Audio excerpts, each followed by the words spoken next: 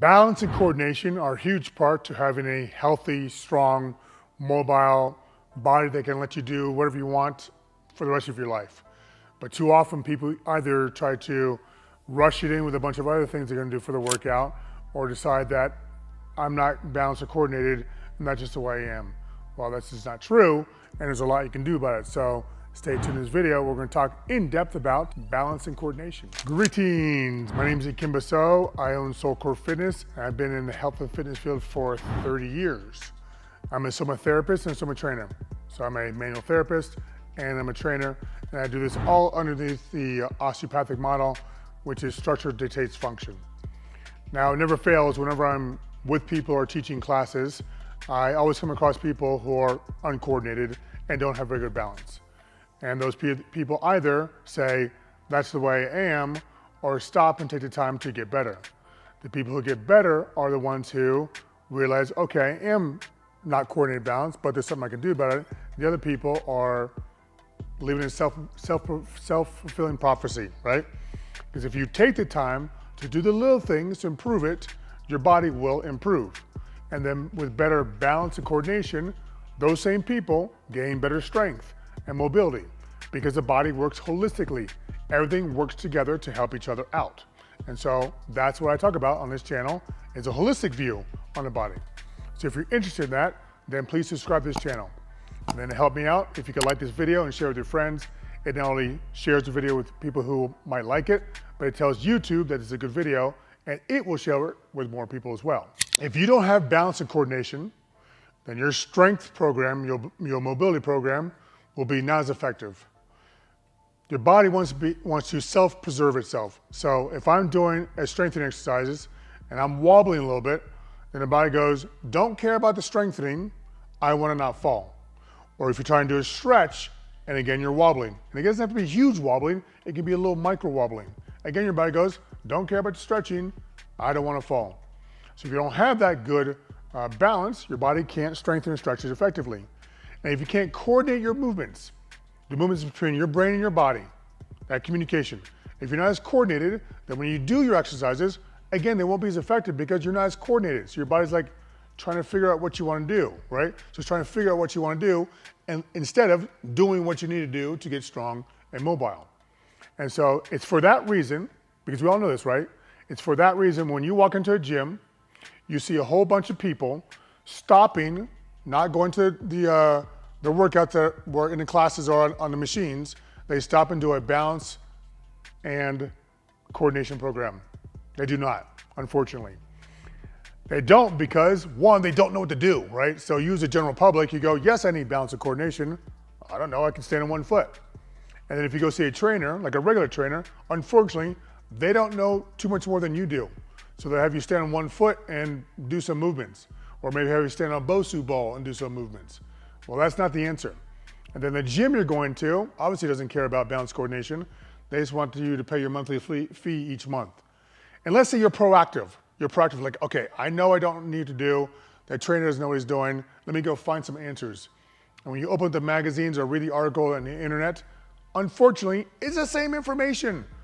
Something standing on one foot or standing on a Bosu ball, like it's the same stuff. Well, there's a lot more to it than that, and we're gonna dig into it. Let's start with balance first. So balance and how balanced you are will lead to how strong and mobile you can be. Let's take an example of a house, right? So a house that can walk. So that house that can walk, the walls, floors, and roof are in place, then it functions properly. Functions properly means that the lights can turn on. People can sit on a couch without fear of dying. All the piping works properly. And if the owner of that house wants to put a second level on it, it can handle it because it's balanced and has enough force, AKA strength, to handle it. If it was off balance, then the lights wouldn't work, people couldn't live there, there's no way you could put a second level in the house because it would totally collapse. So if your body's unbalanced, then the more force you put on it, and not just with working out, even just with life, leads to the potential more of a collapse of your body. So how to have good balance? So first you want to have good balance by a good plumb line. A good plumb line means that my ear, shoulder, hip, and ankle relatively line up in one straight line. You can do this with a transcendental reference. So like this bar right here.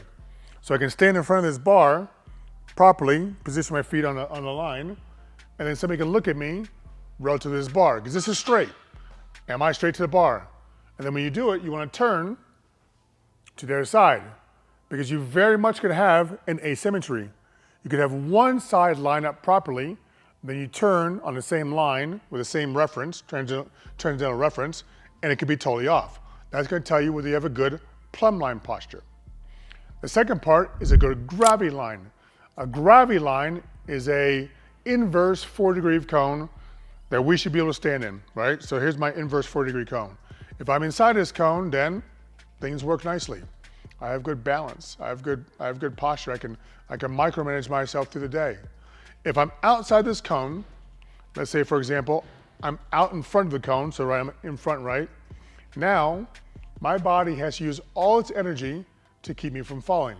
Again, we go back to self-preservation. I'm outside the cone, my body goes, oh crap, I don't want to fall. So now it uses all its energy to keep me up, because it cares about not functioning properly, it cares about not getting hurt, and be able to brush my teeth, eat my food, look to see where I'm going. That's what it cares about, just functioning normal, not in a positive way, just to kind of survive and make it through life. So you want to have a good gravity line. On top of that, you also want to have a good balancement in your body. By balancement, I mean everything's in place and doing its job. Your body's interdependent and interconnected. It all works together. It's called holistic. And so if everything's doing its job in a proper place, it keeps me in a solid foundation. A solid foundation allows my body to be strong and mobile. As your balance and coordination, let me know in the comments, and then stay tuned when we delve into the coordination part. A coordinated body and brain allows for ease and efficiency in life and in your workouts. So this coordination is done through afferent and efferent signals that go to and from the brain and body. These are done through proprioceptors.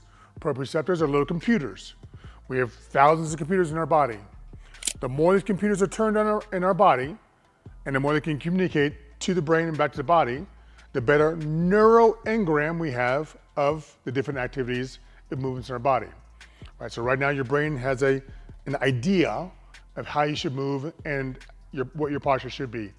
It's right or wrong, we don't know. But you can change that by learning a new skill to reorganize that map in your brain. Now these proprioceptors can be trained just in general when you do a stretch, an exercise, or some tension, or they can be trained specifically to have one turned on. An example is, I love skiing. And so back when I was young, when I first learned skiing, it took a lot of energy and a lot of effort to learn to ski. Now, 1 billion years later, when I go ski, it doesn't take a lot of effort at all, because I've dealt with so much load, I went skiing so many times, that neural map in my brain of skiing is very effective, right? So now, when I go skiing, I kind of just know what to do. So when you train your body, that's what you want to do. Because the more education you give it for what you want to do, the more it's going to respond. So this leads to, one, proper training in terms of starting segmental, which is small, and working up to bigger, and also making sure that you train these proprioceptors, if you need to, specifically. So when I train my body, I want to start from small to big, right? Train from in to out. I do this because now my body will have more balance and more proprioceptors from my brain to my body. Because when I think of a movement from my brain to my body, it goes through the small muscles first, then out to the big muscles. So if I start those small segmental muscles first, like your transversus spinalis and stuff like that, then my movements will be more coordinated, because the highway is more open. Now I could do that through general working out. It'll turn on a lot of them, right? So whatever I do, it'll turn on some of those, because I need to coordinate that area. But if I have an area that, say, needs more love, then I do a specific exercise to turn that one on more, and then bring it back and integrate it back into the body. I know it's a lot, but that's the body. Now, a couple points on working coordination and balance. You want to start with literally 2 feet on the ground and a stable surface. We're obsessed now with circus tricks and working out. The crazier, more unstable, it must be better for you. I had a guy tell me he went to a class up in the local community center, and this guy was like taking a ball and doing like globetrotter type things. And he's like, I should be able to do that. I'm like, why should you be able to do that?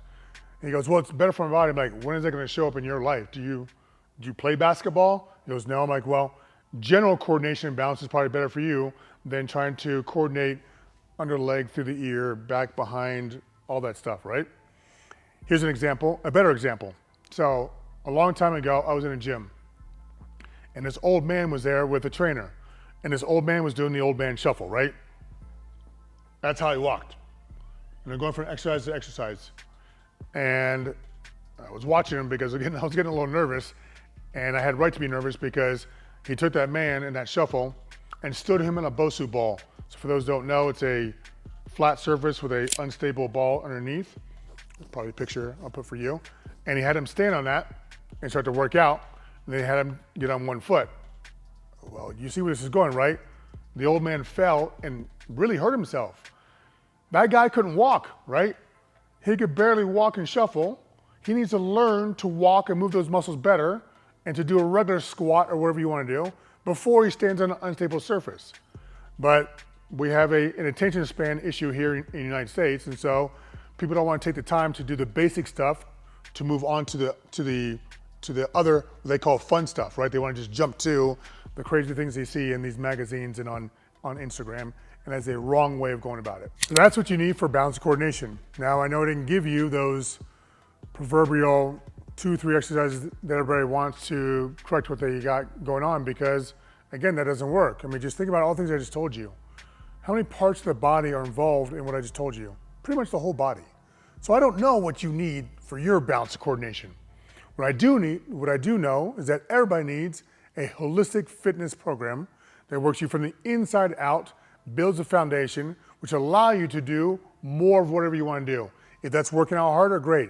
If that's gardening, if that's skiing, if that's playing with your kids or whatever it is, that's going to allow you to do more. Now, unfortunately, you can't do this by just going to different classes and trying to piece it together. You can't do it by reading an article or a book and following along with the pictures. You need to be taught this and then also learn by doing. By being taught, you understand the philosophy and what you need to do, and then by learn by doing, you go and practice and learn what to do. By practice, I mean you try, you get it wrong, you try, you get it wrong, then you try and get it right. It's all good on the process of learning, and that's what you need, because eventually you want your body to just be able to do it. Now, I can help you with that. If you'd like, I can help you with a free download book, The 4 Steps to a Strong Mobile Life, in the description below. Again, you'll find a link. Or I can help you with a consultation, where you can reach out and talk about where you are now, where you want to go, and your sticking points. And then I'll offer you advice no matter what. And if I see you're a good fit, I'll offer my services, but no obligation. So I hope that you got some good information about this. Stay tuned for next week for the next video.